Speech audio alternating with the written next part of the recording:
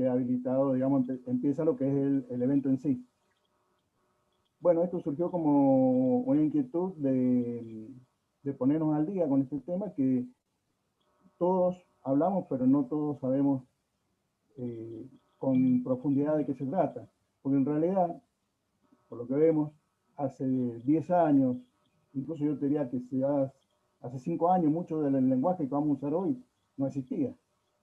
Entonces no todo el mundo tiene claro qué es una fake news, qué es un troll, qué es una burbuja. Entonces, frente a esa necesidad es que te convocamos. A la gente que está asistiendo a esta conversación, les cuento que Natalia Aruguete es doctora en Ciencias Sociales, investigadora del CONICET, periodista, profesora de 2 universidades. No es el primer libro que escribe sobre este tema, ya ha escrito otros anteriormente y una gran cantidad de artículos. Así que bueno, la intención es que a través de ella podamos tener un mayor conocimiento de todo esto que nos invade, aunque no queramos muchas veces, y no tenemos muy claro qué es lo que pasa, cómo pasa, y creo que nos afecta emocionalmente. Así que yo le doy pie ahora al secretario general de la seccional, que es Sergio Jiménez, y a partir de ahí, luego se desarrolla el evento. Sobre todo, bueno, y muchas gracias Natalia por la onda, por la paciencia, por todo lo que hemos estado intercambiando. Sí, brevemente, así optimizamos el tiempo que nos va a dispensar Natalia para esclarecernos un poco de esta temática que seguramente nos apasiona. Y por dónde empieza a aparecer Natalia en nuestras vidas a partir de, en lo personal, cuando muchos colegas de ella la citaban.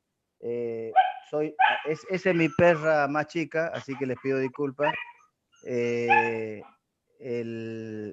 Es citada recurrentemente a aquellos que leemos página 12, digo página 12 porque soy lector del diario, y Natalia es citada cuando se habla de este tema. Es una compañera referencial cuando hablamos de esto.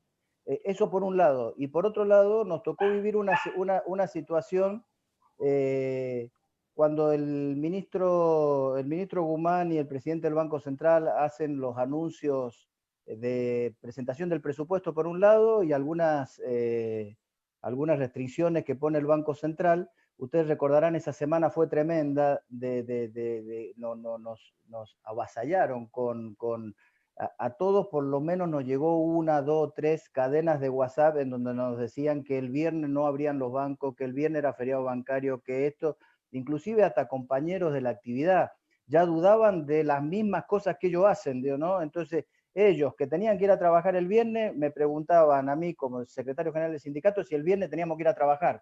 Fíjense hasta dónde llegaba el impacto de esa noticia que claramente pasó el viernes y ese viernes laburamos con normalidad. Y lo que visualicé fue que hubo público en general que creyó que esto iba a pasar y en algunos casos, no puedo cuantificar cuántos, pero terminaron sacando sus poquitos, muchos ahorros y eso se transformó en un atraco en el domicilio de esa gente que cuando el policía le preguntaba ¿y por qué la tenía acá? Dice, y porque la semana pasada nos dijeron que los bancos iban a cerrar o esto o aquello. Fíjense el impacto que tuvo en la realidad una noticia que con claridad era socavar seguramente en este caso el gobierno nacional o las medidas que había propuesto el gobierno nacional. Por eso fue que nos abocamos a buscar a Natalia y Natalia muy gentilmente, ni bien la contactó Daniel, pudimos ponernos a trabajar y hoy está con nosotros y hoy nos va a dar su mirada de lo que es su última creación, Fake News, Troll y otros encantos, y seguramente muchos otros más conocimientos. Así que Natalia, muchas gracias. Agradecer a compañeros de Villa Mercedes, provincia de San Luis Capital, San Juan, San Rafael y la seccional Mendoza, que somos organizadores de este evento. Así que Natalia, el micrófono es tuyo. Muchas gracias. Bueno, muchas gracias. Es muy emocionante empezar así, porque además me parece muy clarificador, me parece fundamental, me parece además muy elocuente el caso que comentás, Sergio, porque creo que ustedes han quedado en el centro de esa escena, y relacionado también con lo que decía Daniel, vamos a intentar también pensar, más allá de una exposición que nos inscriba como ciudadanos en todos los eventos que fueron ocurriendo en Argentina, pero también me gustaría que podamos pensar qué pasa con las emociones a las que se refería Daniel cuando uno queda en el centro de escenas de estas características donde este tipo de información, donde se va armando una bola de nieve que uno sabe o a veces puede sospechar dónde comienza, no siempre puede sospechar dónde comienza, pero en general poco se sabe de dónde termina. Yo voy a tomar algunos de los conceptos que nosotros hemos trabajado en el libro, pero la verdad es que quiero aprovechar este espacio que de preocupación generalizada de los argentinos y del mundo, ¿no?, alrededor de este tipo de operaciones, para poder contarles también algunos casos que hemos analizado en el marco de la pandemia. Me parece que esos casos están como más cerca en el tiempo y los podemos utilizar para reflexionar también allí. Entonces, cuando nos encontramos con una noticia de estas características, con cualquier tipo de publicación, dentro o fuera de las redes sociales, nos surge la pregunta si eso es verdadero o es falso, y luego viene la incriminación, ¿no sé?, la autoincriminación. ¿Por qué creemos cosas que son obviamente falsas? Y la verdad es que, sobre todo pensando en el ejemplo que traía tan elocuentemente Sergio, no hay cuestiones que sean obvias, porque los saberes, las creencias, las certezas que vamos teniendo alrededor de distintos tipos de eventos o situaciones se van construyendo, y además esas certezas se apoyan en nuestros pares, en actores que pueden ser individuales o institucionales en los que confiamos, ¿no? En ese sentido, a partir de esa construcción, que es una construcción colectiva, y donde esas construcciones colectivas siempre están atravesadas por procesos de poder, todo esto también puede ir cambiando, ¿no? Si no, uno se preguntaría cómo puede ser posible. Si uno pensara que las construcciones discursivas solamente se explican por los elementos intrínsecos a las cosas o por aspectos supuestamente objetivos, entonces tendríamos que preguntarnos por qué existe el terraplanismo, ¿no? Si se supone que hay cuestiones que ya están probadas. Y lo cierto es que nada está probado. Todos son cuestiones, son esfuerzos de ejercicios del poder simbólico. Quien tiene el poder, tiene además el poder simbólico, incluso en el aprovechamiento que logra hacer de este tipo de operación.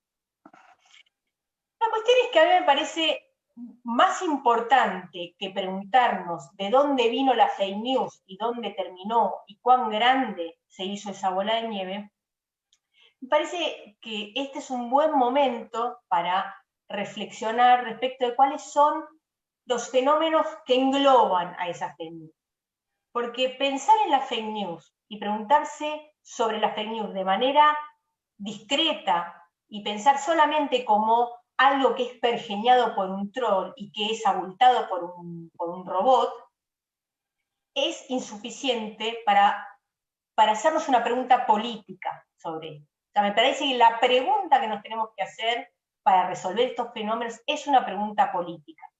Y cuando hablo de una pregunta política, me estoy refiriendo a una mirada más estructural de esta problemática, porque tiene consecuencias estructurales sobre la democracia, tiene consecuencias estructurales sobre la confianza. Entonces, en ese punto hay algunos ejes que yo tomé para poder reflexionar sobre estos ejes, que son ejes conceptuales, pero que también son posicionamientos políticos, y que entonces los ejemplos que voy a ir poniendo sean pretextos para reflexionar sobre estos aspectos políticos y conceptuales.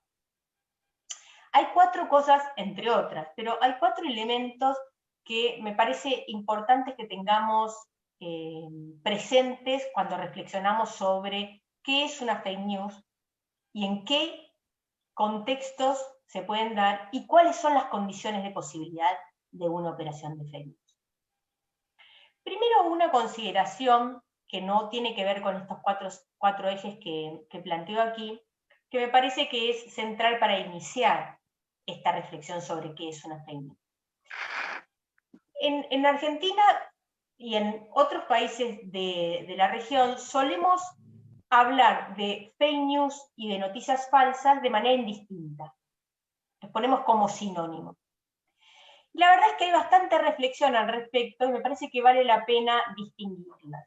En el sentido de que las noticias falsas, en general, se presentan como tales porque hay algún contenido o algún elemento erróneo, tergiversado, descontextualizado, recontextualizado en su mensaje, en el contenido, tanto en la imagen como en el mensaje lingüístico, ¿verdad? Lo que fuere, pero que tiene que ver con el contenido. Y no necesariamente ese contenido erróneo responde o se debe a una malintención de generar un daño. Muchas veces tiene que ver con cómo se van construyendo, a partir de nuestros sesgos, una bola de nieve como la que contaba Sergio, ¿no? Donde uno se van preguntando entre otros, donde mucho la incertidumbre tiene que ver, y donde además las distintas noticias que nos vienen desde lugares donde ya no podemos distinguir de dónde vienen, van armando una gran historia que después uno constata que no es tal, pero que no sabemos todavía cómo se armó. Ni podemos saber, probablemente haya malintencionados detrás que hayan iniciado, pero también hay otra parte de ese armado de falsedad que es independiente de quien la inició. Entonces, la noticia falsa no necesariamente tiene la mala intención de generar un daño. Las operaciones de fake news o las operaciones de desinformación, sí. Están armadas y pergeñadas para generar un efecto político. Ya sea atacar a un otro o subir la visibilidad de algún determinado tema.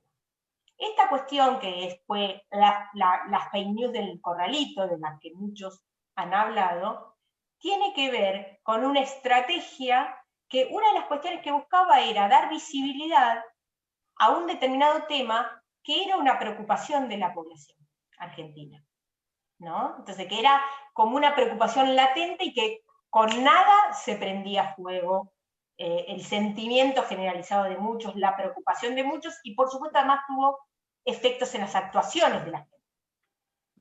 Entonces, habiendo dado esta distinción, lo que me parece importante es aclarar que en el caso de las fake news, nosotros necesitamos 4 elementos que son condición de posibilidad y que son los que quiero recorrer en esta exposición. Por un lado, necesitamos que haya distintos actores coordinados. No solamente trolls, no solamente bots. Necesitamos que haya una intervención del aparato político que está armando y llevando eso hacia una burbuja o la otra. Necesitamos también que haya cierta congruencia entre cómo los medios están tratando una determinada cuestión, porque esa congruencia o esa homogeneidad de los medios también ayuda a la visibilidad, digamos, a levantar la visibilidad de algo. Es muy conveniente que los escenarios se polaricen, porque en realidad lo que se necesita es que unos hablen con unos y otros hablen con otros y no quieran intercambiar demasiado, digamos, el consenso es apagador del fuego de las fake news. Y por otro lado, entender que esta dimensión de la que me refería recién, que las fake news también pueden tener que ver con una disputa por la agenda, en el sentido de empezar a visibilizar temas que en realidad le pertenecen a un determinado partido, a un determinado actor. Y más adelante me voy a detener en eso, no quiero ahondarlo ahora, porque lo voy a retomar en ocasión de mostrar uno de los eventos que quiero mostrar. Entonces, fíjense que nos pasa todo el tiempo. En el caso de la supuesta salida indiscriminada de presos, ¿por qué no habríamos de creer una noticia como esta?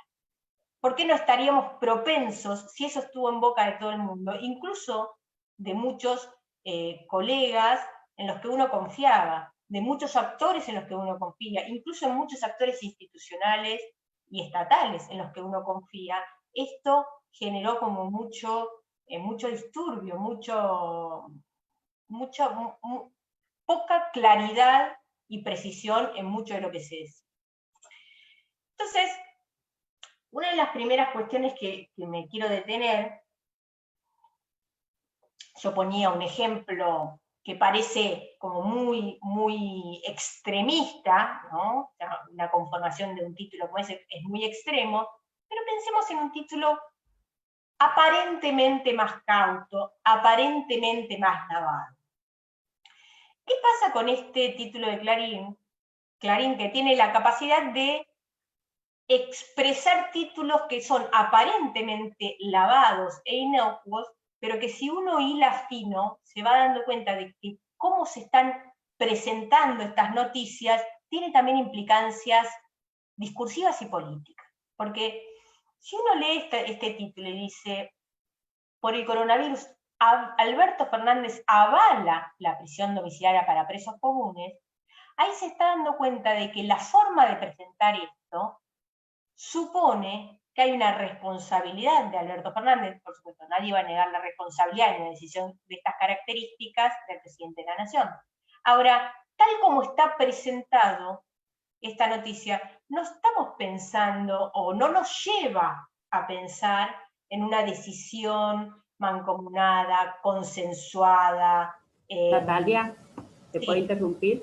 Por supuesto. De lo que vos estás hablando, lo que nos queda en realidad es el título, porque ellos ponen un título macabro o amarillista, entonces a lo mejor la gente no se dedica a desglosar la noticia en sí, sino que se queda con el título y ahí son las opiniones sin importar lo que dice el contenido de la noticia, que a lo mejor no tiene nada que ver con el principal titular.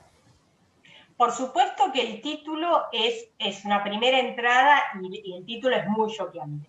O sea, el título es muy determinante, mucho más determinante que el resto de lo que se lee, sobre todo en estos momentos donde no siempre leemos una nota larga, digamos. Fíjense que en los medios digitales muchas veces se pone cuánto tiempo nos va a llevar leer esa noticia, ¿no? Porque estamos tan apurados. No solamente eso, sino que hay algo muy relacionado con lo que Vicky está diciendo, que es aún más perjudicial. Ahora voy a decir lo de lo perjudicial, pero antes de decir lo de lo perjudicial, necesito decir otra cosa. Pero que voy a querer redondear lo que muy bien ha dicho Vicky. Hay algo que nosotros denominamos, pero nosotros no, los autores que ya lo hacían desde la década del 50 del siglo pasado, que se referían a la homogeneidad entre los medios. Y eso tenía que ver con que los medios más grandes hacían fluir sus informaciones hacia los medios más pequeños, ¿no? Entonces, finalmente, todos los medios terminaban estando emparentados en el tipo de temas que tocaban, en el tipo de temas. Esto es lo que analizaban estos autores hace 70 años. Hoy lo que vemos es que no se trata de asimilar temas, sino que se trata de replicar exactamente la misma noticia. En 2 días, esa noticia se replicó en 102 diarios, tal cual la noticia. Lo más grave es que en la mitad de esos casos que fueron replicados, de esos medios que replicaron, perdieron de vista cuál había sido la fuente de información. Entonces, ahí sí retomo lo que decía Vicky. ¿Qué es lo grave de esto? Que en una noticia que tiene esta cosa, vamos a usar el título que usaba Vicky, o el adjetivo que usaba Vicky, este título macabro, ¿no? Digamos, que responsabiliza de manera individual a un presidente y descontextualiza en el marco de qué se toma esa decisión, un título como este se replica 100 veces y ya se pierde cuál es la fuente de información. Lo tremendo de estos momentos, relacionado con lo que decía Vicky, es que nosotros no solamente leemos poco de lo que sigue en la nota, como estamos en el título, sino que además leemos de manera incidental. Es decir, nosotros estamos mirando WhatsApp y algún amigo, que ya perdemos de vista quién fue, nos manda una noticia, o nos manda lo del corralito, y en el medio nos pregunta otra cosa. Y entonces abrimos Facebook y aparecen un montón de puteadas o fotos o cosas así, y ya perdemos de vista algo que es central en esto, que es cuál es la fuente de información, de dónde viene la noticia. Porque no es un elemento menor saber quién está escribiendo lo que está escribiendo. No es un elemento menor que nosotros entendamos cuál es la estructura de propiedad de los medios que nos están informando. Que nosotros nos preguntemos cuáles pueden ser los posicionamientos políticos de distintos medios y sus perfiles editoriales, para que eso me dé contexto para entender, no conspirativamente, pero para por lo menos preguntarme y comparar quién me está diciendo qué, ¿no? ¿Por qué digo esto? Porque hace unos días me entrevistaban para de encuentro para el programa Seguimos Educando, que es para adolescentes, niños y adolescentes, sobre fake news. Entonces me decían, bueno, ¿qué les decimos a los niños, niñas y adolescentes para que resuelvan esta situación? Y yo les decía, bueno, que traten de buscar y comparar distintos perfiles editoriales en los medios. ¿Cómo comparamos distintos perfiles editoriales en los medios si 102 medios replican exactamente la misma noticia y no ponen ni siquiera de dónde se originó esa noticia? Natalia, te molesto, te interrumpo. Ahí Oscar, un compañero, está haciendo una consulta en el chat y te pregunta si hay alguna forma de detectar quién generó esa primera noticia antes que fuera replicada. Esa es la pregunta que hace Oscar. Y no, es muy, bueno, a ver, uno se tendría que tomar la labor de, pero ¿a quién se le ocurre pensar, no sé, alguien que está en Mendoza en este momento se encuentra con esta, o alguien que está en Córdoba, se encuentra que La Voz levanta esta noticia? Y qué sé yo, o sea, uno tendría que sospechar de todas las noticias que publica La Voz o de todas las noticias que publica Los Andes para ver de dónde salió, de dónde vino. Puede hacerlo, digamos, pero esto en realidad lo hizo una investigadora que se dedica a eso y que además, como es investigadora en comunicación, lo sospecha. Pero por eso digo que es tan difícil esta situación, y yo no soy muy optimista en estos escenarios, pido disculpas, pero no soy muy optimista porque ¿cómo hace uno para solo encontrar la forma en el teletrabajo, mientras está respondiendo mensajes de WhatsApp con la patronal, de ponerse a mirar quién originó una noticia? O sea, las noticias pasan, van cayendo por goteo. Por eso hablaba de estos dos riesgos.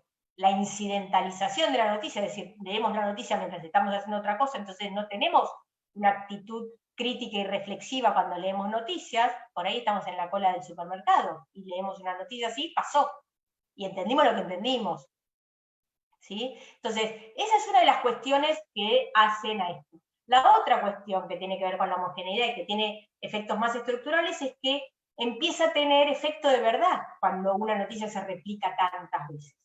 Y a veces tiene consecuencias reales, tiene consecuencias en el mundo real, pese a que se pudo haber ido armando, vaya a saber uno cómo. Yo no estoy diciendo que la noticia de Clarín sea errónea, ni que sea una fake news, no es eso. Lo que me parece es que es importante entender cómo una condición de posibilidad es armar un contexto mediático y discursivo donde todos creemos en el riesgo de que salgan a mansalva, vaya a saber uno cuántos presos comunes, ¿no?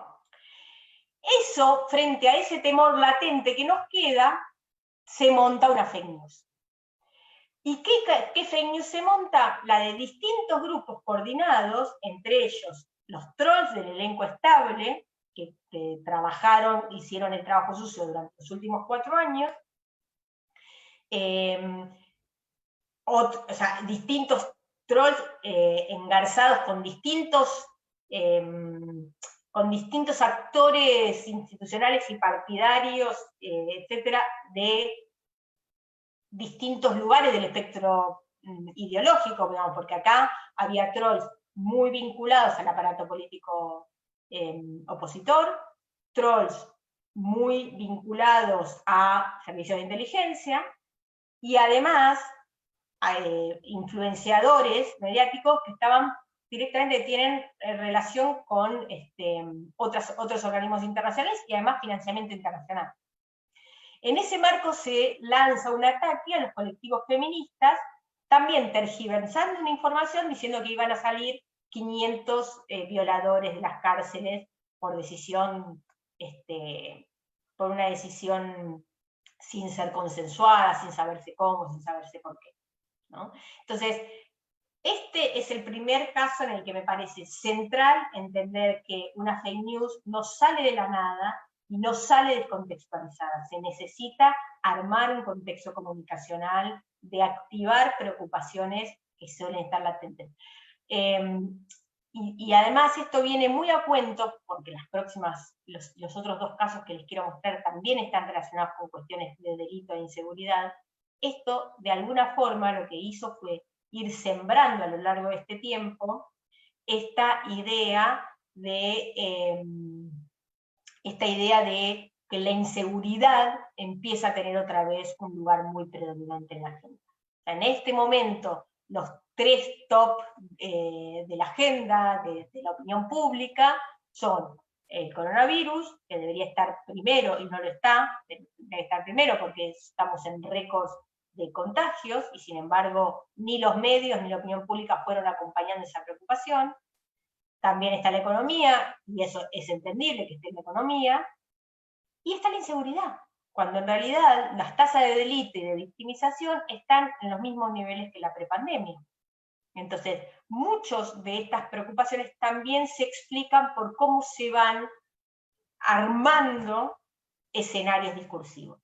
No solamente, por eso al principio decía, ¿por qué creemos cosas que son obviamente falsas? Nada es obviamente falso, nada es obvio, sino que vamos construyendo discursivamente escenarios y comprensiones del mundo. ¿Sí? Hasta ahí, ¿quieren detenerse un momento en este caso? ¿O les parece que pasemos al siguiente caso para seguir entendiendo un poco más de la imbricación de distintos tipos de actores? Por lo menos no he recibido ninguna consulta, ninguna sugerencia, Natalia, así que si querés continuar. Genial. Gracias. Entonces, yo les decía recién, una noticia falsa es algo que tiene que ver con el contenido, una fake news es una operación política, mediática, pero sobre todo es una operación política que tiene la intención de generar un daño y utiliza para eso tergiversaciones de información, ya sea en los textos, que esto es lo que llamamos el texto lingüístico verbal, en las imágenes, en las autoridades o los autores de los mensajes, etc. Hay como distintos elementos que uno puede diseccionar en la información que circula en distintas plataformas, y que esos medios que uno puede diseccionar también nos llevan a tener distintos efectos comunicacionales en el interlocutor de estos mensajes, en el lector de estos mensajes, ¿no? Que además tienen una forma de circular distinta, que tiene que ver con las burbujas que mencionaba Daniel, sobre lo que me voy a detener en un ratito. Muchos de ustedes se deben acordar de lo que fue el caso de Villa Azul, ¿no? Fue un espacio donde hubo un brote de 50 contagios en un día al comienzo de la pandemia, y al comienzo de la pandemia, digamos, en mayo, a fines de mayo, pero todavía estábamos con una cantidad de casos donde 50 casos en un día era una barbaridad. Entonces se confina el lugar, y entonces, ¿qué ocurre? Que se utilizan imágenes de una protesta en Chile, digamos, esta es una imagen de una protesta en Chile, y fíjense además que quienes impulsan este tipo de imágenes son, el antiopereta acá es un troll que ha sido de los principales influenciadores en los eventos más polarizantes que nosotros hemos estudiado durante el macrismo: Tarifazo, Maldonado. La legalización del aborto no fue polarizante, pero también estuvieron estos trolls en la puja de la derecha, digamos, de la derecha ideológica tratando de embarrar la cancha, no lo lograron porque en esa red, la verdad es una red muy interesante para analizar también, pero también fueron los principales operadores e influenciadores durante la campaña electoral, durante el debate, digamos, son cuentas que no están verificadas, son cuentas fakes de gente que está haciendo operaciones políticas con ellos. Y la otra cuestión muy central es mostrar cómo estas cuentas están coordinadas, porque si ustedes se fijan acá abajo se observan 1800 me gusta y 1000 retweets. Me voy a detener brevemente en esto, porque no es un dato menor. Cuando nosotros vemos que un posteo de estas características, un tweet de estas características, tiene muchos me gusta y muchos retweets, eso significa dos cosas. Me voy a meter un poquito en algo técnico, ustedes me detienen si necesitan que reexplique alguna parte, pero es algo que es importante. Muchas veces nosotros usamos el lema de la culpa no es del troll, sino del que le da de comer, ¿no?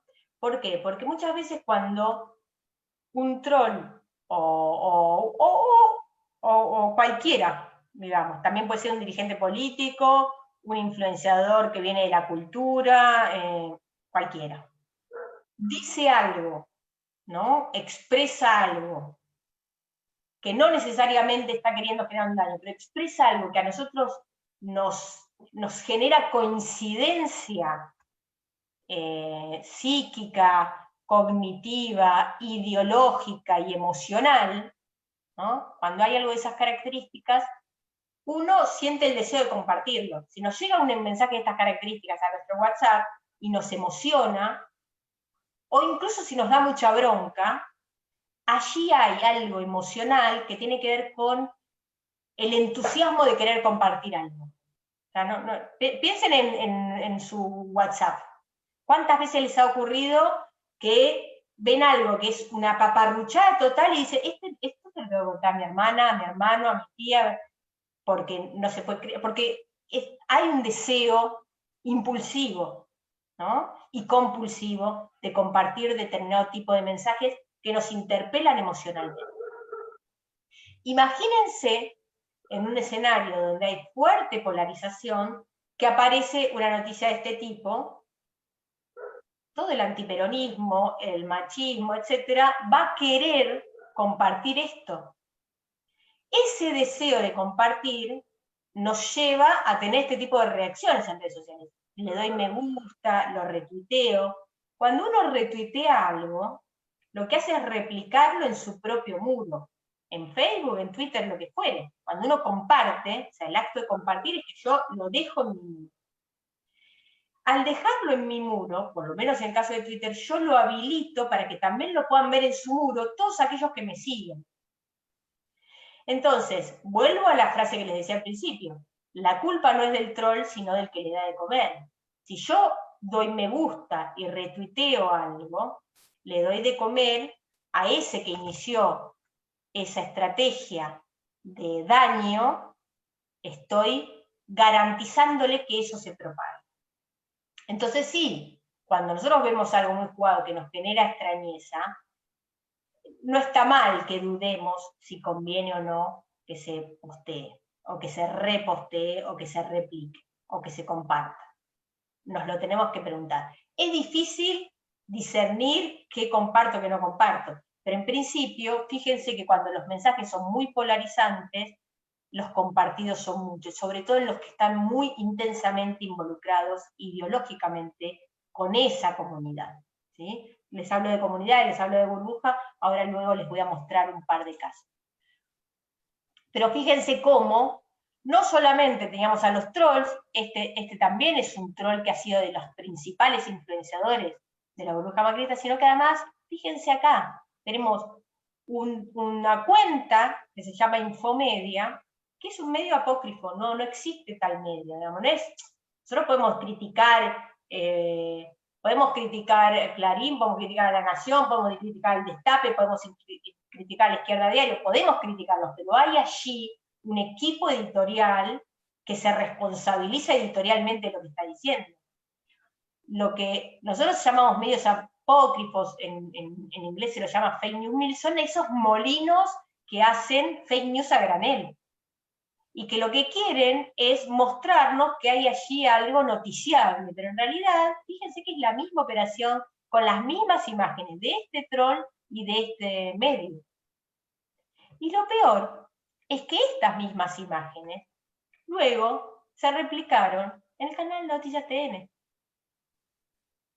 ¿No?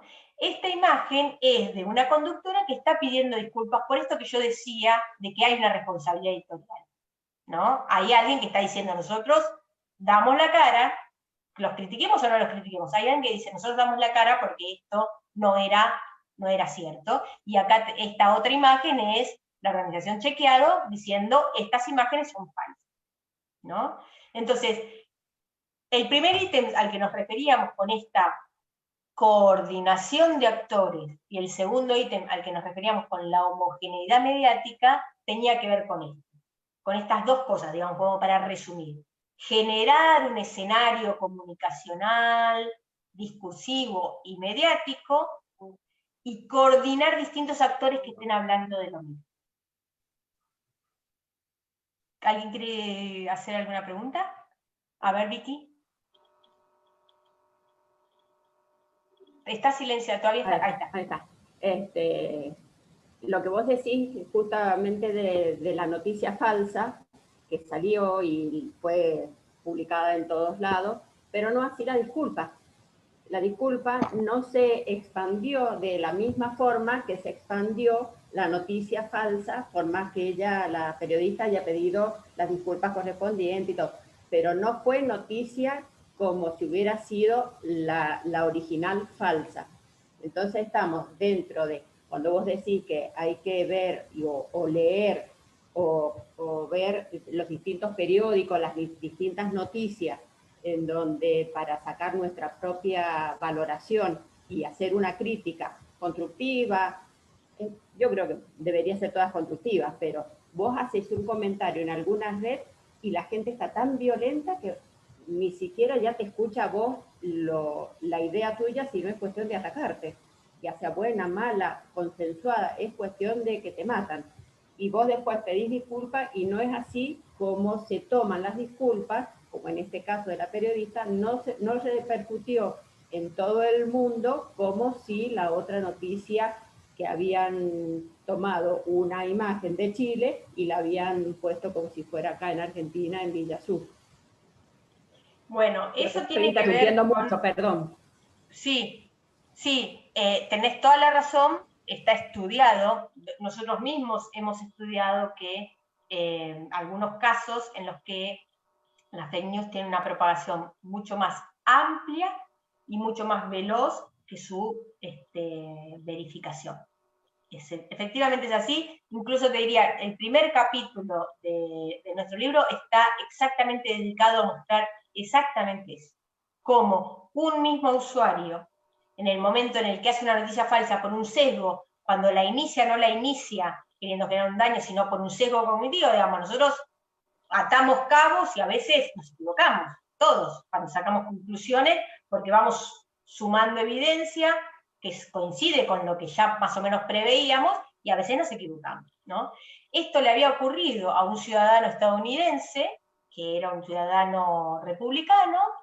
¿Qué pasó? Que Trump y muchos diarios de derecha aprovecharon eso, le dieron mucha visibilidad en la red, eso se propagó, se difundió por todos lados. ¿Por qué? Porque precisamente confirmaba lo que muchos republicanos estaban diciendo. Cuando ese mismo autor del primer tuit se retracta y verifica y dice, señores, me equivoqué, mi sesgo me llevó a cometer un error, tiene 7 me gusta y 4 retweets. Pero eso tiene que ver con dos cuestiones, que en alguna medida yo recién las comentaba. Primero, el entusiasmo que nos genera algo que nos confirma lo que creemos, y el desaliento que genera la información. ¿Por qué? Porque una fake news, lo más importante que tiene una fake news es la dimensión esta afectiva y emocional de la que yo les hablaba, porque no tiene el propósito de informar, tiene el propósito de expresar un ejercicio del poder. O sea, en ese ataque, en ese acto de bullying que muchas veces se hace, uno está ejerciendo el poder. Entonces, ataca, no sé, los trolls atacan a los colectivos feministas, las que son miembros de estos colectivos feministas se sienten atacadas y entonces eso las inhibe, y todos los que están alrededor de esos trolls que disfrutan de ese ataque y de esa vulneración a la intimidad de estos colectivos, aplauden. Eso es exactamente un acto de bullying en redes sociales.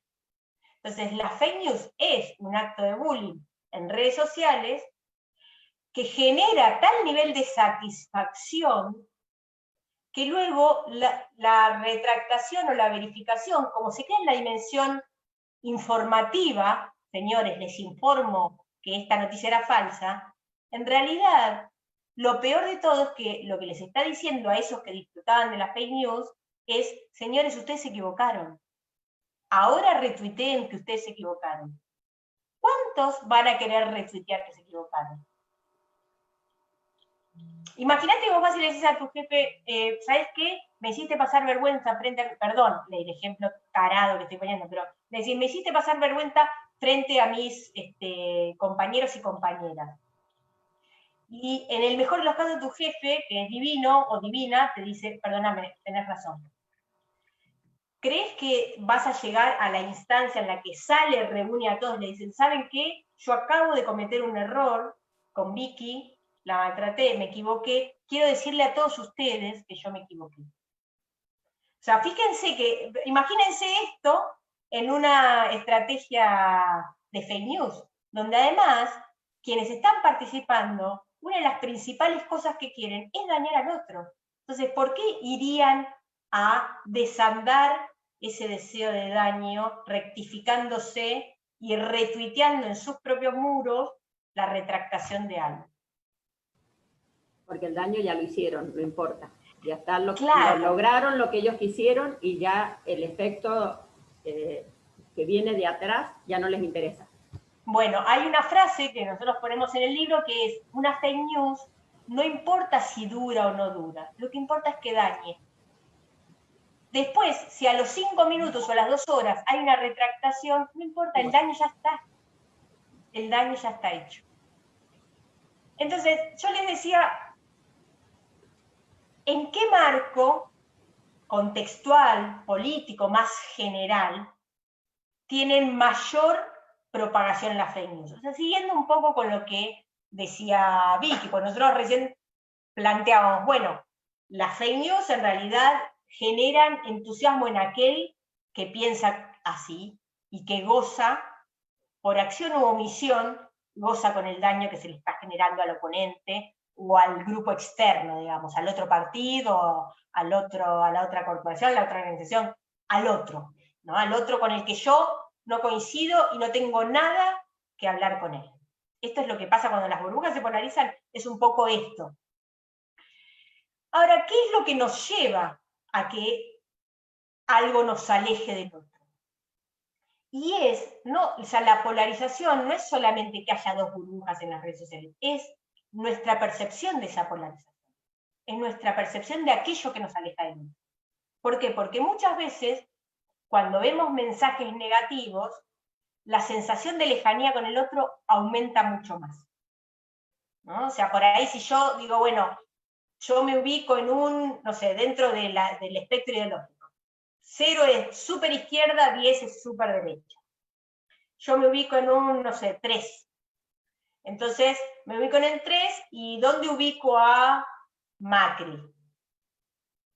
En un 7, 8. ¿Dónde ubico a Centurión? ¿Dónde ubico a Videla? ¿No? Entonces, yo voy llevándolos a ellos a un lugar o a otro.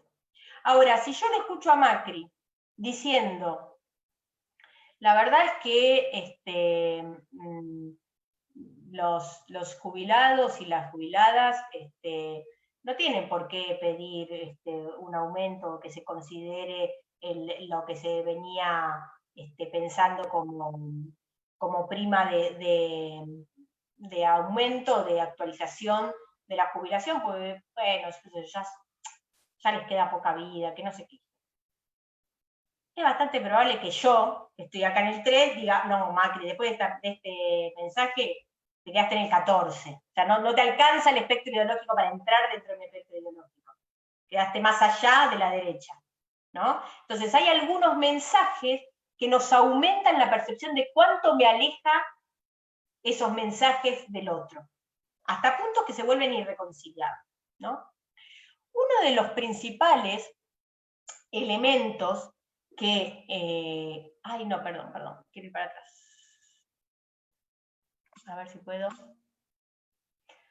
Uno de los principales factores que nos alejan del otro es la identidad partidaria. ¿Con qué partido o con qué sector político me identifico? A veces esa identidad partidaria me lleva incluso a percibir las cosas distintas. Hay algo que yo insisto mucho, me parece central. Hoy ya lo empezamos a entender un poco más, porque ya se anduvo mucho en esta pandemia, se anduvo varios meses. Pero al principio era muy difícil que la gente entendiera que la pandemia no era una única cosa, no era unidimensional. La pandemia no se explicaba solamente por el riesgo sobre la salud. Implicaba otros riesgos también. Y nosotros, cuando empezamos este trabajo, estos son resultados de una encuesta que hicimos, la hicimos en Argentina, en Brasil y en México, y me parece que no es menor detenernos en esto porque es bastante basal de lo que explica de la polarización a la que nos referimos cuando hablamos de la bonaerense, cuando hablamos del corralito, o sea, ahí se activan las polarizaciones, pero hay algo mucho más de base de la polarización. Y lo que nosotros observábamos acá era que los sectores opositores, que votarían al macrismo si las elecciones fueran la semana próxima, y los que votarían a Fernández si las elecciones fueran la semana próxima, tenían distintas visiones de la política sanitaria que estaba llevando a cabo el gobierno. Entonces, si ustedes se fijan en la última columna del gráfico que está a la izquierda, que es el de la Argentina, en la última columna se le preguntaba a la gente qué opina usted o cuán apropiada cree que es la decisión o la política sanitaria del gobierno. El globo azul, que es el que está más alto, es el de los votantes de Fernández. Fíjense cuán alto está la aprobación a la política sanitaria del gobierno nacional. Fíjense cuán bajo está la aprobación a la política sanitaria de parte de los votantes de Cambiemos. ¿Eso lo llegan a ver o quieren que me detenga un poco más en eso? ¿Se ve bien? Bien. Ahora, corrámonos a las otras dos columnas. La columna del medio era la respuesta a la pregunta que se le hacía a los encuestados sobre cuán probable creían ellos que podían llegar, cuán probable era que perdieran el trabajo durante la pandemia. La columna más a la izquierda era la respuesta a la pregunta cuán probable cree usted que se verá afectado por la pandemia, es decir, cuán probable cree usted que podría estar en riesgo su vida o su salud. Y si se fijan, la línea punteada está en el 0, el 0 como neutro, todo lo que está por encima es aprobación, o es un mayor nivel, lo que está por debajo es desaprobación o es un número negativo. Entonces, los votantes macristas tienen mayor temor a una crisis económica o a perder el trabajo, y los votantes de Fernández tienen mayor temor a contagiarse. Muy en sintonía con la aprobación y desaprobación de la política sanitaria que está llevando a cabo el gobierno. Entonces, en este punto, lo que quiero remarcar es que nuestras identidades partidarias también nos llevan a tener distintas percepciones del riesgo. La oposición tiene más percepción de riesgo económico, el oficialismo tiene más percepción de riesgo sanitario. En absoluta coincidencia con el mensaje que están dando sus dirigentes políticos. Eso es una de las expresiones de nuestra forma subjetiva de polarizarnos, ¿no? Cuanto más polarizantes además sean los mensajes, mayor sube el temor. Mayor es el temor, más sube el temor, me expresé mal. ¿Sí? Porque otra de las cosas que veíamos era que cuando mensajes muy polarizantes, mayor era el temor. Ahora, en ese marco que les mostraba, si no están muy cansados, quiero mostrarles el último ejemplo para mostrar aquí sí cómo se da esa polarización en la red social Twitter. Nosotros trabajamos con la red social Twitter no porque sea representativa de todo el votante argentino, sino porque la red Twitter es una red pública, todo lo que se publica ahí es público, y entonces podemos recoger todos los tweets que circulan alrededor de un evento, y entonces poder tener una muestra representativa. Fíjense que Facebook, Instagram u otras plataformas tienen una parte de su contenido privado, y entonces no se puede recoger, y eso nos sesga mucho la comprensión de cómo están interactuando los mensajes y los usuarios. Esa es una de las explicaciones más bien técnicas y metodológicas de por qué nos centramos tanto en Twitter. Entonces, por último les quiero mostrar qué pasó con el caso de la bonaerense, que fue uno de los más resonantes de estas fake news en términos de la dimensión que tomaron las burbujas. Estas son dos burbujas. Estas dos burbujas, de lo que nos están hablando es de quiénes son los usuarios que están participando de esa interacción. O sea, la interacción para nosotros es quiénes se retuitean a quiénes. ¿Se acuerdan que hace un ratito les decía, bueno, si el tweet de ese troll es muy gustado o es muy retuiteado, eso genera propagación. Entonces, cuando nosotros medimos el retweet, nos interesan esas dos cosas. Primero, ver cuántas ganas tienen los usuarios que están dentro de esa burbuja de compartir el tweet, por el entusiasmo que les comentaba recién y que también ponía Vicky como ejemplo. La otra cosa es que nos dicen cuánto se va agrandando la burbuja a partir de cuánto interactúan y cuánto se comparten esos mensajes.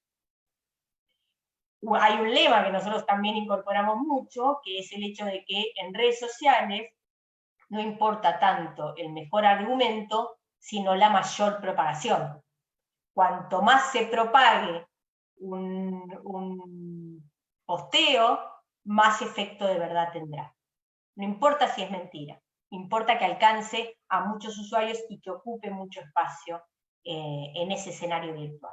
Porque además, insisto con esto que decía muy al principio, ese ocupar mucho espacio es lo que le sube la visibilidad a una problemática determinada. Entonces, en este caso yo quiero cerrar mi exposición con algo que me parece muy importante y otros elementos que se derivan. Pero lo más importante que me parece de esto es que este es el corolario, por lo menos en las peñas que vimos hasta ahora, es el corolario de cómo la oposición, en términos discursivos, no solamente porque tenga los medios de su lado, porque esto es un mote que solemos usar mucho y para mí, humildemente, es insuficiente, sino porque lo que tiene la oposición es muy aceitada una estrategia comunicacional más general, no solamente los medios tradicionales, sino muy aceitada también en el escenario digital, muy aceitada. Entonces, una cosa que fue logrando la oposición en este caso es irrumpir dando visibilidad a muchos temas que les pertenecían discursivamente. O sea, fíjense, todo lo que yo les acabo de mostrar está relacionado con el delito y la preocupación alrededor del delito y de la inseguridad. Todos los eventos. Entonces, ¿qué pasa? Que a 8 meses de la pandemia, la inseguridad se ubica en el tercer lugar. ¿Por qué? Porque todos aquellos eventos que polarizaban mucho y que cobraron mucha visibilidad en los medios, en las redes, en el discurso político también, todos esos eventos abonaron a un tema general. Y un tema general que es propiedad de la oposición. El macrismo, siempre, siendo gestión o siendo oposición, ha logrado nutrirse de la inseguridad y es un tema que les pertenece. Es un tema que no le pertenece tanto al peronismo, la cuestión de la inseguridad. No es, cuando nosotros hablamos de pertenecer o ser propietario de un tema, nos referimos a que hay determinados partidos o determinados actores que tienen reputación para hablar de algo, ¿no? Entonces uno podría decir, bueno, el macrismo no tiene reputación para hablar de inclusión social, no tiene reputación para hablar de distribución de la riqueza, no es algo que, no es algo que les pertenezca, no son propietarios de ese tema. Entonces es un tema más que es propiedad del peronismo, de la izquierda en la Argentina, ¿no? Que está más pensando en eso, apoya eso y tiene reputación. O sea, uno escucha a un dirigente de izquierda o un dirigente peronista hablando de distribución de la riqueza y le cree un poco más que si escucha a los ministros de Economía del macrismo. Entonces, esa diferencia es lo que uno se aprovecha para darle visibilidad a un tema del que es propietario. Dicho esto, claramente uno de los principales objetivos de la oposición en redes sociales y en medios de comunicación también fue darle visibilidad a temas de los que eran propietarios. Por ejemplo, todo lo que tiene que ver con el delito y el sentimiento de inseguridad. Entonces, este es el primer mapa que nosotros armamos, es un mapa general, lo llamamos mapa básico de activación, porque es qué usuarios ubicados en la burbuja macrista y qué usuarios ubicados en la burbuja más albertista, oficialista o peronista hablaron sobre este tema y se compartieron posteos entre sí. Nosotros ubicamos a la burbuja amarilla en el lado de la derecha porque los principales influenciadores que vemos dentro de esa burbuja están identificados con el macrismo, o son Macri, o Bullrich, o cosas así, y del lado de la burbuja azul, los principales influenciadores que vemos están más relacionados con el peronismo o con el actual oficialismo. En las barras que ustedes ven al costado, no es que quiero que se detengan en las barras, pero solamente quiero hacer esta aclaración para poder explicar a qué me refería yo con la mayor propagación. Estas son las barras que nos están mostrando de estos principales son autoridades, las barras son las autoridades, es decir, los influenciadores que más generaron propagación, son los autores de los tweets que más fueron retuiteados, y fíjense que acá, en los primeros 10, tenemos todas cuentas fakes. Son cuentas no verificadas, no son cuentas institucionales, que son las cuentas que están actuando y marcando la agenda acá. De este lado, la mayoría de las cuentas que tenemos son cuentas institucionales, son cuentas de dirigentes políticos, son, qué sé yo, C5N, El Destape, Jagroski, Silvestre, el propio Alberto, ¿no? Digamos, la mayoría de los que aparecen acá, o la casi totalidad de las primeras autoridades, de los primeros influenciadores, son cuentas institucionales. Ahora, un dato que es aún más importante que esto, es que los que estuvieron acá vapuleando con sus mensajes, que eran cuentas fakes, lograron una difusión de sus tweets de más de 50.000, 60.000 retweets. De este lado, no hemos llegado a 5.000, 6.000 retweets, los principales influenciadores. Entonces, fíjense la capacidad de propagación que tuvieron unos y otros. Y eso mismo lo vemos, para cerrar, retomando lo que decía Vicky, fíjense lo que pasa cuando nosotros analizamos las cuentas. Le decimos, Chavo Pereta K, Atlantic Surf, El Presto, ¿se acuerdan el evento alrededor del Presto que tuvo tanta resonancia mediática en los últimos tiempos? Pulsión Parcial, Alerta 140, es esto de estos medios apócrifos que yo les decía. Pepe Terel 13 es una cuenta fake también. Uli Chapar, o sea, fíjense, el Coya 1977, son todas cuentas fake. Fíjense en qué burbuja generaron sus mayores retweets. En la burbuja macrista.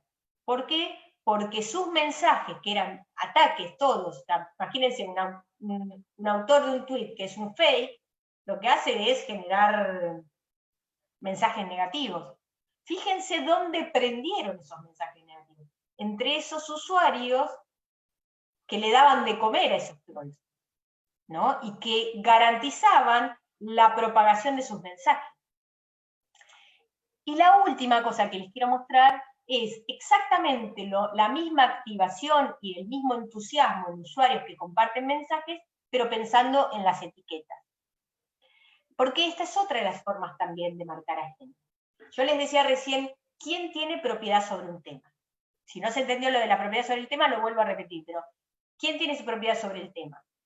¿Quién tiene propiedad sobre el tema? Lo vemos en el evento general, que es el conflicto con la bonaerense, pero también lo podemos ver en los hashtags.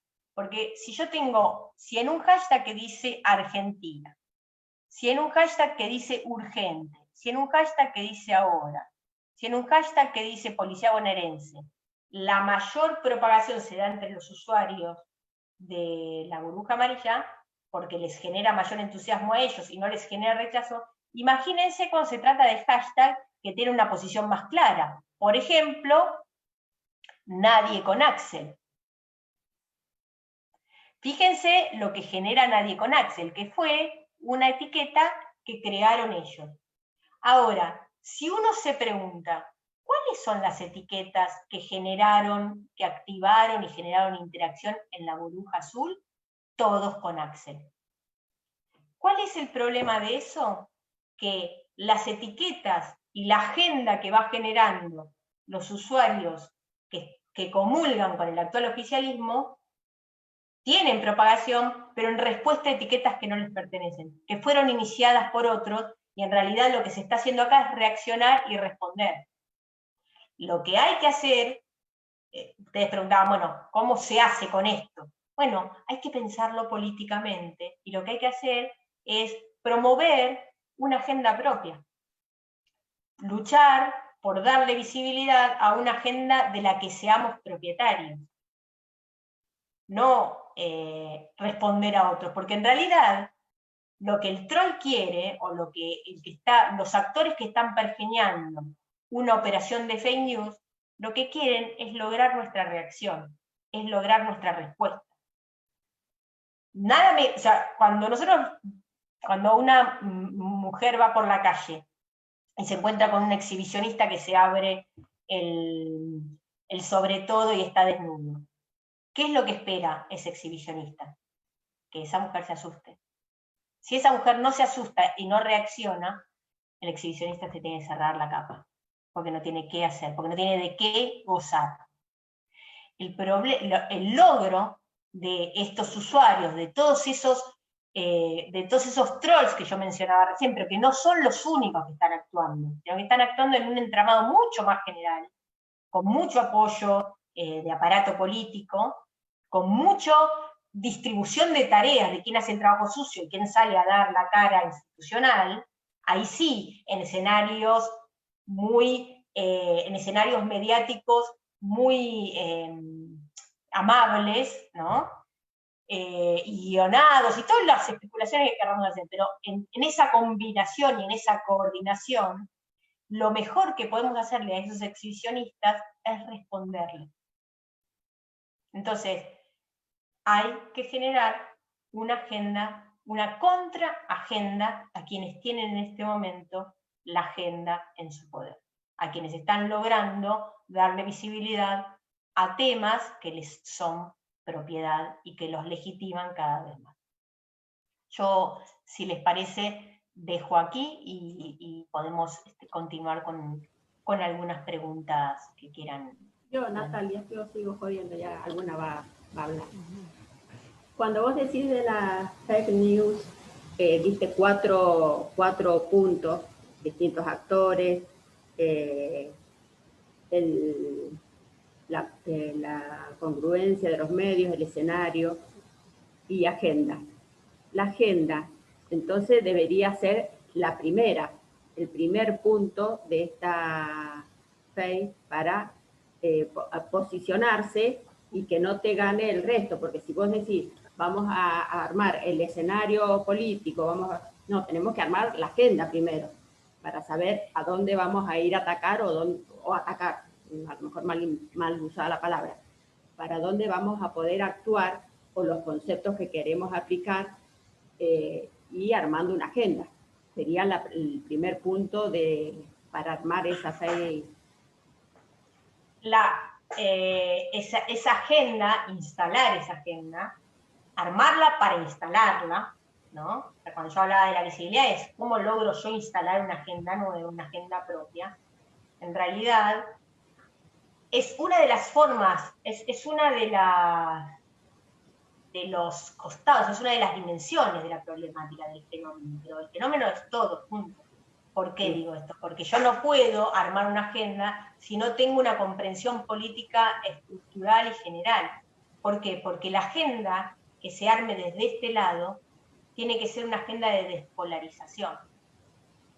Y en ese sentido, yo creo que, si bien tiene que haber mucha potencia en la marcha virtual del 17 de octubre, creo que eso tiene que ser una expresión de fuerza importante, también sería muy desafiante que no sea solamente una agenda polarizante, porque precisamente esa forma de polarizar, nosotros perdemos en esa forma de polarizar.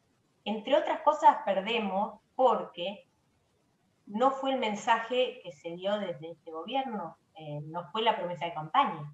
La promesa de campaña y el rasgo distintivo de Alberto era: yo salgo de la grieta por arriba. Yo no participo de la grieta. Entonces, digamos, quienes acompañan este proyecto, quienes acompañamos este proyecto, yo creo que es una apuesta importante el hecho de decir cómo logramos instalar una agenda que despolarice. Y una de las principales cuestiones que polarizan son las identidades partidarias. Entonces, bueno, es difícil lo que yo estoy planteando, porque el 17 de octubre finalmente es una cuestión de reafirmación de las identidades partidarias. Pero también puede ser un pretexto para generar en los colectivos, en las organizaciones gremiales, en distintos tipos de actores institucionales o no institucionales, un pretexto comunicacional para promover una agenda de unión, una agenda de colaboración. La agenda de colaboración... Natalia, perdón que te... Sí, dale. Sí. Mira, yo quería hacerte una pregunta en base a qué, a esto que estás diciendo justamente de la unión. No me queda claro, porque primero los medios de comunicación están también con la grieta. Partamos de la base que están bien marcadas los pensamientos políticos de uno y del otro, no hay intermedio. Vos ves un canal C5N y tiene el oficialismo, y ves lo que es TN y es totalmente opositor. No hay nadie que sea objetivo, no hay una prensa objetiva, no, directamente son las dos tendenciosas. O sea que, primero, ¿cómo se marca esa agenda a partir de una grieta ya en la comunicación? Punto 1. Y punto 2, no me quedó claro lo que vos, ahora sí estás diciendo como que querés que sea unión, pero antes era como salir todos con hierros a pegarles por las redes a todos. A eso no me quedó claro. ¿Cuál fue la consigna que quisiste dejar? A ver, voy a tratar de ir despacito, tal vez para clarificar algunas cosas que probablemente no fui clara. Es cierto que el escenario mediático tradicional está fuertemente polarizado, y en ese marco es difícil hacer una apuesta discursiva de colaboración. Hay que pensarlo de manera más mancomunada, digamos, no es que un grupito puede salir y rompe esa grieta. Es muy difícil romper esa grieta y, digamos, hay que admitir. Quiero decirles, por otro lado, que Ahora estamos más agrietados que al principio de la pandemia. Pero la verdad es que la Argentina tenía bastante consenso al principio de la pandemia. No fue, o sea, se hablaba mucho de la polarización en Argentina y no había tal cosa. Y mucho menos si nos comparamos con otros países como Brasil, México, Estados Unidos, España, ni les quiero decir. O sea que no es el peor de los escenarios pandémicos en términos de polarización. La otra cuestión es, probablemente se haya entendido así, pero yo no estoy proponiendo salir a atacar de ninguna manera. Yo estoy proponiendo ir a instalar una agenda distinta. Instalar una agenda distinta es precisamente correrse de esa grieta, porque la grieta le sirve a la oposición. Entonces, si nosotros participamos de la grieta, así como vos decías, TN y C5N, esa participación, esa intervención mediática, lo que hace es confirmar la grieta. Y eso no es, o sea, yo no estoy de acuerdo con el tipo de agenda y encuadre que arma C5N, de la misma forma que no estoy de acuerdo con esa cosa tan rotunda de TN. No estoy de acuerdo con esa grieta, porque además, si lo pensáramos en términos más conceptuales y no tan... Vamos a suponer que lo despolitizamos. Yo nunca despolitizo ninguna intervención académica, ¿eh? Yo soy una académica profundamente involucrada con la necesidad de que nuestros aportes sean aportes para pensar la política.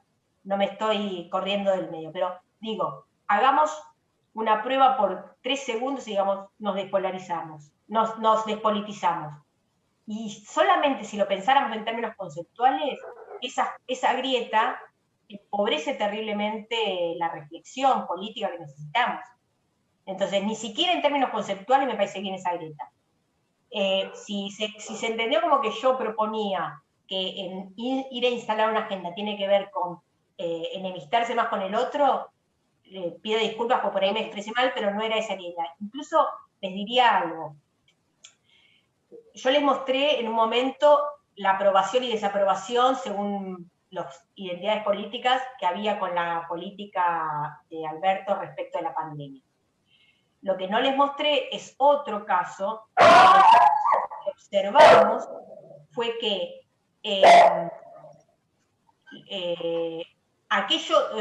pusimos a distintos encuestados frente a distintos tipos de... ¿no?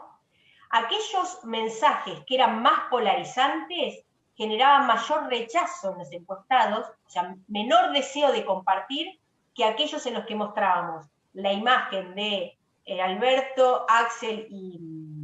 Nosotros le hicimos esto en mayo, estamos a octubre. Pero cuando mostrábamos la foto de los tres, que era una foto más de colaboración, y había un mensaje de ahora tenemos que olvidarnos de la grieta, todos juntos tenemos que colaborar para salir juntos de la pandemia, porque esto nos ataca a todos juntos y no se salva a nadie, esos mensajes tenían mayor enganche, tanto en los opositores como en los oficialistas. Mayor enganche me refiero a que tenían mayor propensión a compartirlo. ¿Sí? Mayor deseo de darle un retweet a eso. Entonces ya probamos que los mensajes de colaboración generan mayor enganche. Por eso es que lo que yo decía es, voy a tratar de volver a ordenar para cerrar esta respuesta. Generar una agenda que no sea una agenda de confrontación, y lo que dije es, este 17 de octubre es medio un brete porque es una fecha de mucha confirmación de las identidades partidarias. Pero también puede ser una oportunidad y un pretexto para colar, ya que va a haber mucha fuerza para colar en términos institucionales mensajes de colaboración, que no es unión de partidos, es colaboración entre partidos. ¿Logré explicarme ahora, Gabriela? Sí. La última pregunta mía, si los chicos quieren preguntar. Si nos despolitizamos, hoy acabo de leer una noticia porque dice que vuelven los vuelos, los transportes, y vos lees los comentarios de la gente y todavía hablan de una farsa pandemia. Yo no sé, puedo decir, no pertenecemos a ningún partido político o de unos segundos, como voy a decir, nos apartamos. Todavía la gente cree que la pandemia o es un negocio o es algo creado. cuando tenemos muertos, tenemos acá entre nosotros, tenemos familiares, tenemos amigos que han tenido la enfermedad y que la están teniendo, la están atravesando, están saliendo, y todavía hay gente que dice de una farsa pandemia porque le viene bien, porque los micros salen, por supuesto, ahora para el 17 de octubre, que obviamente no salen porque son para transporte exceptuado. Pero no, yo, en mi humilde persona, no entiendo todavía cómo separar la política de la salud y crees que lo que nos está pasando, que lo estamos viviendo y padeciendo cada vez más cerca, todavía dicen que es falso, Yo no sé cómo... Yo igual no separo, o sea, lo que hice fue un jueguito de decir, imaginemos que nos olvidamos de la política, solamente pensando en términos conceptuales tampoco me sienta, pero nunca me separo de la política, hice un jueguito de 3 segundos. Ahora, no, esos segundos, yo te decía así para ver si... Pero me parece muy, muy bueno el ejemplo que vos traes, Vicky, porque volvemos nuevamente a lo que yo decía al principio. No hay una única pandemia, no hay una única forma de entender la pandemia, y en muchos casos nuestras identidades partidarias nos llevan a percibir esto de una forma u otra. Y además, les digo una cosa, en Estados Unidos, acá un poco menos, pero en Estados Unidos, el barbijo es un elemento de identidad partidaria. La gente usa mascarilla como identidad partidaria. Los demócratas usan máscara, los republicanos no usan máscara. En el AMBA, si uno mira los distritos donde más alto fue la tasa de contagios cada 14 días, sí, donde más alto coincide con exactitud con el voto macrista.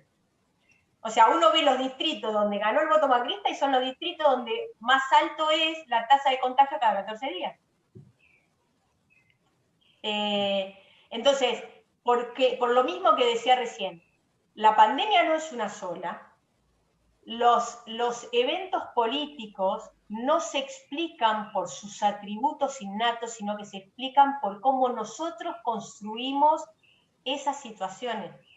Las situaciones se construyen humanamente, subjetivamente y colectivamente. ¿Por qué? Porque hay gente que no cree en las vacunas. Uno dice, ¿cómo es? Sí. ¿Por qué hay gente que apoya el terraplanismo? Porque en muchos casos, todas esas percepciones, esos apoyos a la ciencia o desapoyo a la ciencia, también se realinean dentro de las identidades partidarias. En Estados Unidos, en Gran Bretaña, es menos probable que haya casamientos interpartidarios. Es incluso menos probable que el hecho de que se acepten casamientos interraciales. El odio hacia el partido contrario es a veces mayor que el odio de raza. Entonces, por eso digo lo terrible de que no es solamente una polarización mediática, sí. Es la polarización afectiva. No es racional esa polarización, es afectiva. Eso conspira contra la democracia. Y eso es más complicado que la fake news. Eso es mucho, porque eso realmente es un perjuicio y es un desafío a la democracia. Pone en jaque la democracia. Bien, ahí, Sergio, ahí va, tienes habilitado. Dale. Voy a abusar, Natalia, y te voy a dos preguntas y las desarrollo. Antes de decirle esto, comentarles que nuestro secretario general acaba de estar reunido con el presidente Alberto Fernández. Así que no he tenido tiempo todavía de pasárselo a los grupos el tuit de Sergio. Así que, pero bueno, dicho esto, vienen las preguntas. Se mencionó esta polaridad, digo que si lo querés plantear en términos de medios periodísticos, por un lado tenés a C5N y por otro lado podés tener a TN. Y también estamos hablando de fijar una agenda. Digo, en el medio, en esa avenida ancha, está la mayoría de los argentinos.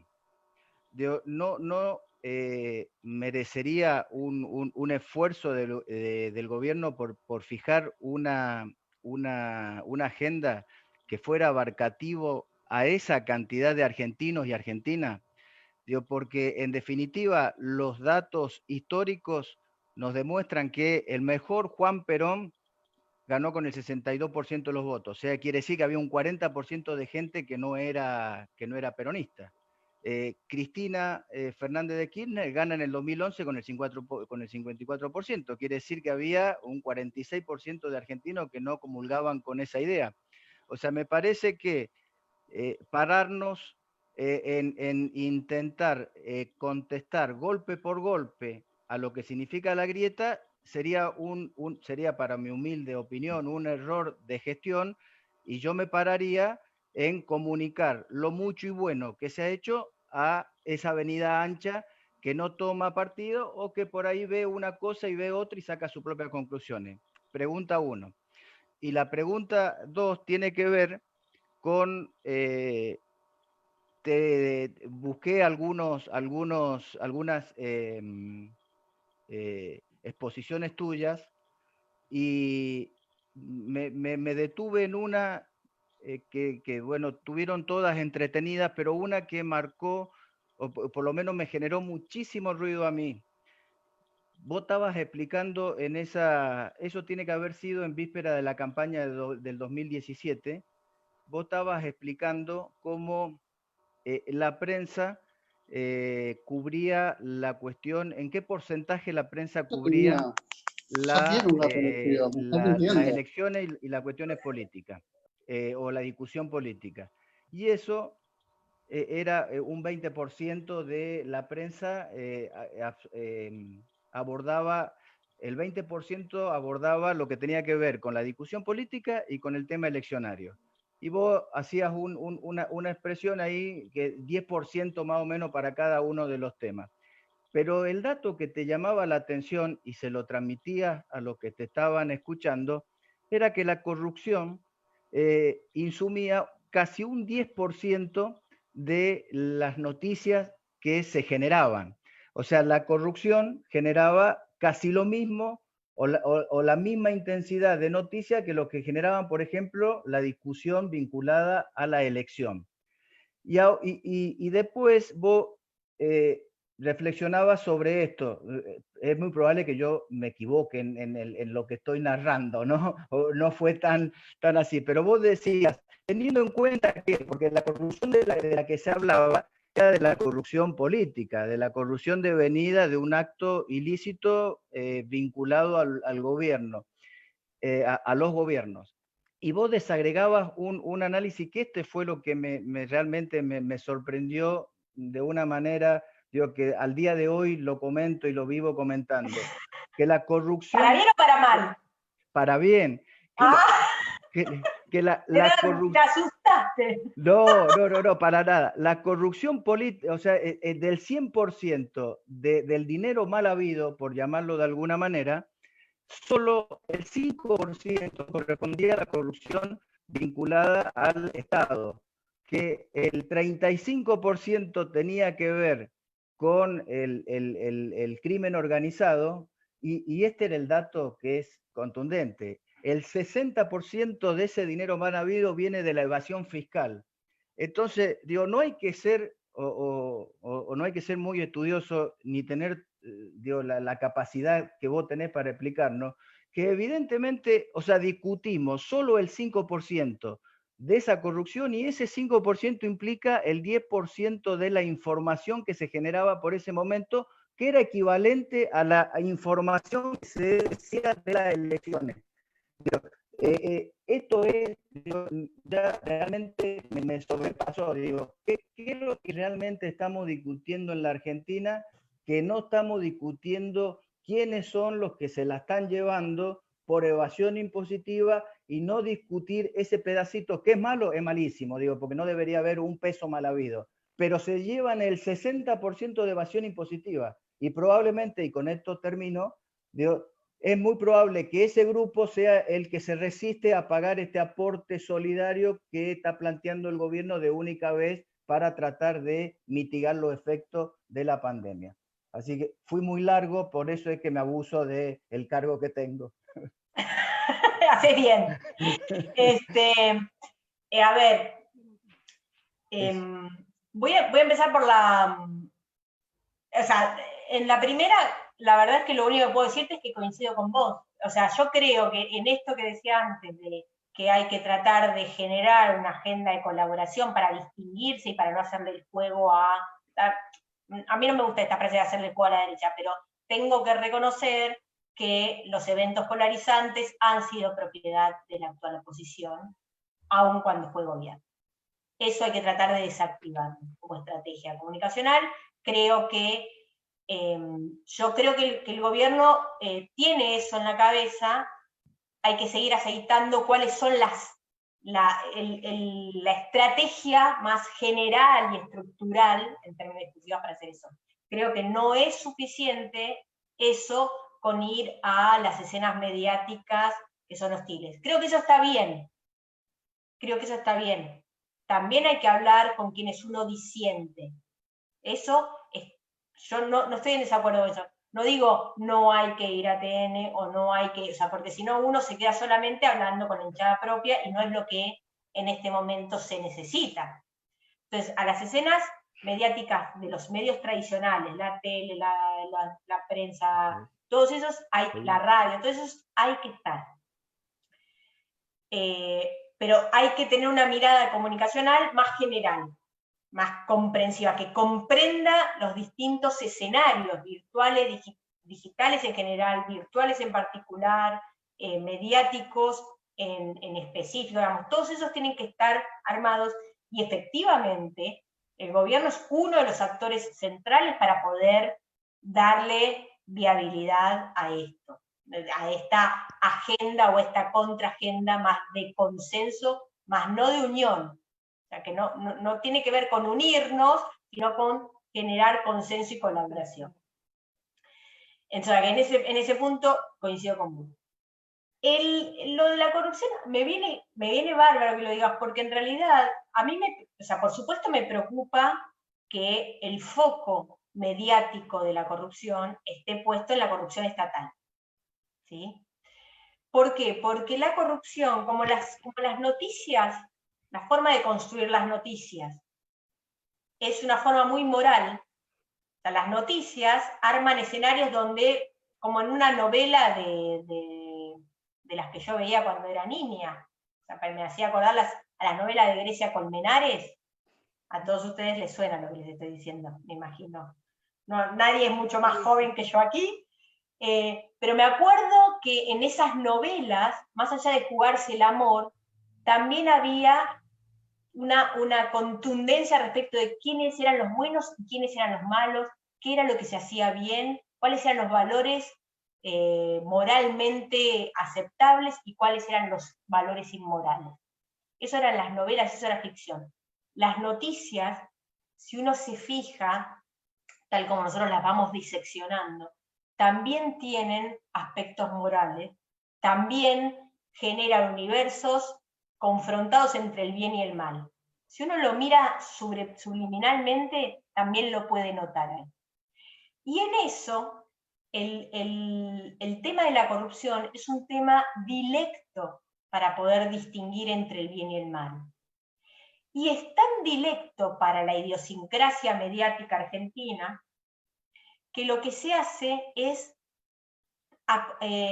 todo contra el Estado. O sea, es usar la corrupción en realidad para hablar mal del Estado, para hablar mal de la política. Por eso me parece que las noticias sobre la corrupción son tan socavadoras de la democracia. Porque lo que se hace es denostar la construcción política y la construcción estatal, haciendo ese recorte. Porque por otro lado, ¿cómo se hace? A ver, la otra cosa que tienen las noticias, y que eso también hace a dónde se pone el foco, es la espectacularidad. Entonces, si yo les digo a ustedes, díganme la primera escena así, escena fotográfica, pero 1, 2, 3 ya sin pensar, todos abrimos el micrófono, decimos, la primera escena fotográfica, si yo les digo corrupción K. Los bolsos. Los bolsos. Los bolsos de López. Ah. Los bolsos de Victoria López. Es más, ¿saben qué? Si uno se pone en una esquina y le pregunta a la gente, ¿usted vio a López arrojar los bolsos? Exacto. Un gran porcentaje de gente va a decir que sí. ¿Saben cómo se llama eso en psicología política? Llenar vacíos en la información. O sea, donde yo completo información que no está completa. ¿Y con qué la completo? Con algo que yo me voy imaginando que me parece posible. ¿Es posible pensar que López, con toda la espectacularidad y todo el novelesco que se armó alrededor de eso, es posible pensar que López arrojó los bolsos? ¿Y saben qué? No existe tal imagen. Porque no existe tal acción. ¿No? O sea, imagínense a López arrojando los bolsos.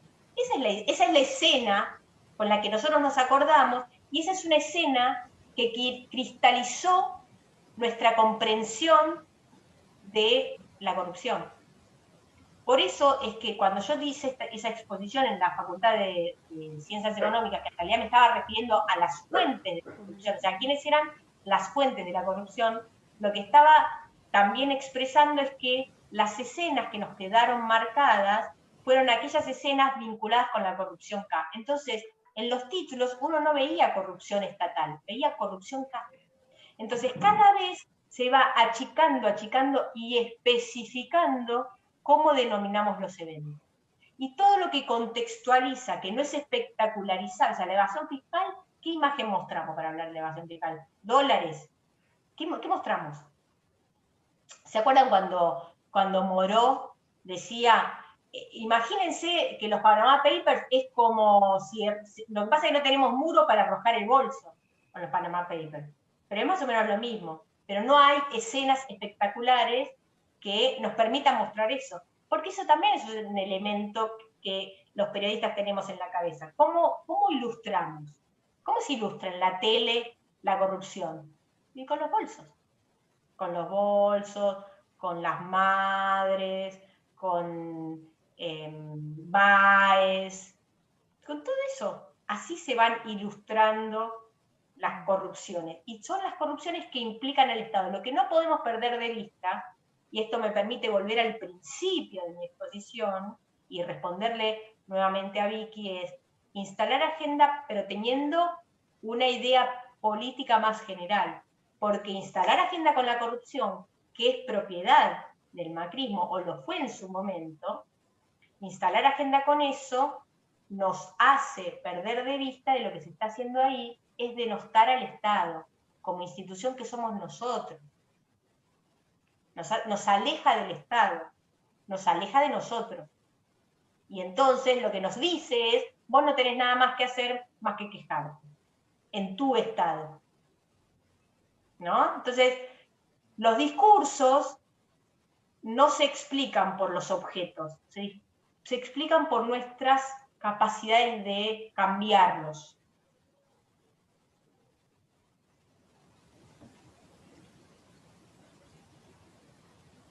No sé si respondí lo que querías.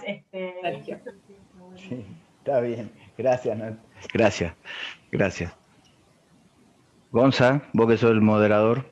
No tengo ninguna consulta por privado, así que no sé si alguien quiere aprovechar el momento para hacer una consulta. El Dani. Dani, tenés habilitado el micrófono. Bien, mirá, sé que hemos abusado de tu tiempo, pero quería hacerte una pregunta respecto de que surge después de leer el libro y después de que estar escuchándote, porque vos tenés un subtítulo en el libro. ¿Cómo funcionan para bien y para mal? Para bien, ¿cómo? Porque de eso no hemos hablado.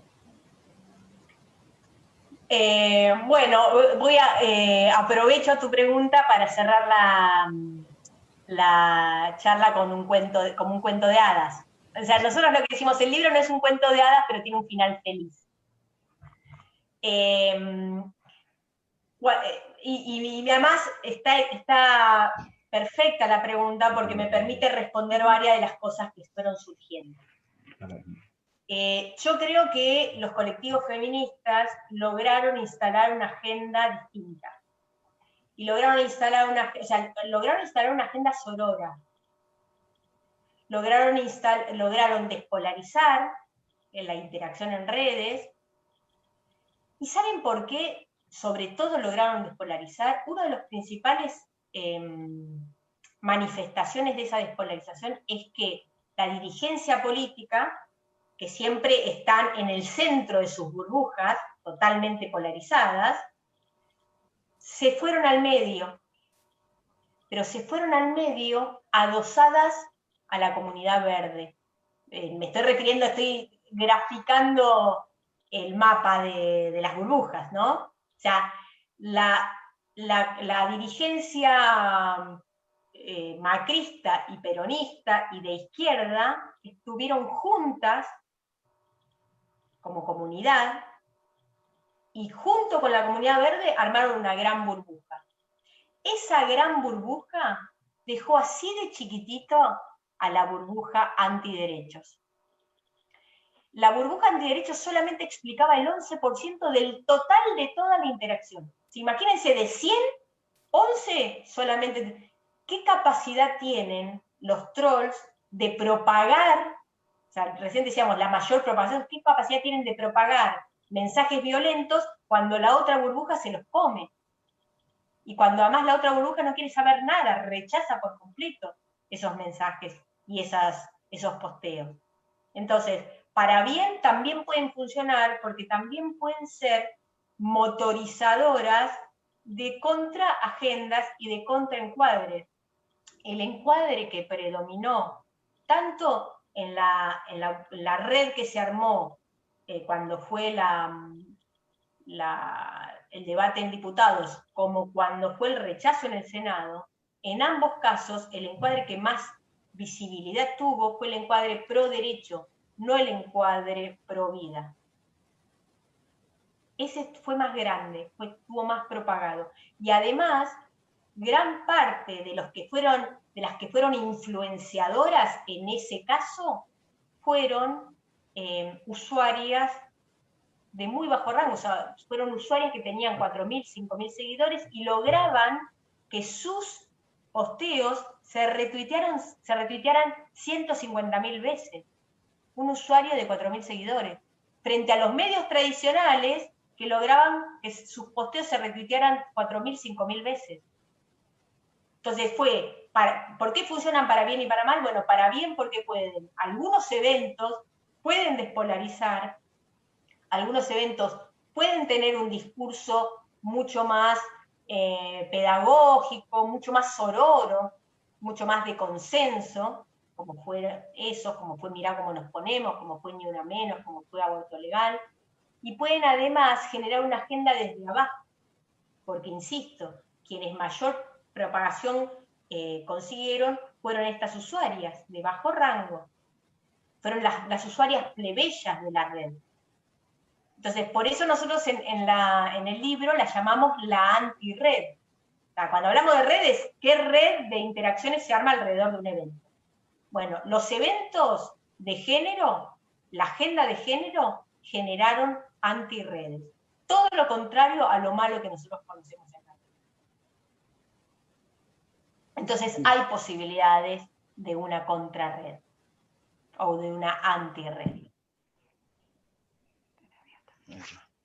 Bueno, ahí estamos. Estamos compartiendo con mi señora, entonces el auricular, ¿viste? Entonces el micrófono va y viene. Bueno, sí, Natalia, muchísimas gracias por tu tiempo, clarísima como siempre. Digo como siempre porque te he visto en distintas, y les recomiendo, yo le decía cuando vendía la charla, le digo, métanse en YouTube, pongan Natalia Oruguete y comprueben lo que nosotros decíamos. Con el Daniel decíamos, es una grosa, digo, no es muy académico, pero bueno, un poco que ejemplificaba toda tu formación. Y bueno, no tenemos más que agradecerte el tiempo, las explicaciones, y quedará una segunda oportunidad ya en forma presencial en nuestra... Con vino, Obvio, sí. Por supuesto. Por supuesto. Así que muchísimas gracias y estuvo buenísima y colmó la expectativa que uno había generado cuando salimos en búsqueda de poder armar este encuentro. Así que muchas gracias. Gracias a Gracias, ustedes. Nati. Bueno, espero que nos podamos reencontrar. Tienen Gracias. ahí mi dirección de Twitter y también por Facebook me pueden contactar. Encantada de lo que pueda colaborar. Muchas Muchísimas por todo. gracias a todos y a todas. Gracias. Buena tarde. Hasta Gracias. la próxima. Chao. Chao. Chao, chicos, gracias a todos. Chao, chao. Gracias. Chao a todos, que estén muy bien. Chao, gente. Nos Chao, vemos. cariño a todos. Adiós, que estén Chao. bien, cuídense. Chao a Cariño. todos. Adiós. Buen Gracias fin a de todos, semana. gracias, Y A feliz día de la todos, madre que para estén bien. todas. Gracias. Gracias. Saludos Gracias. a las esposas. Chao, chao, gracias. Chau,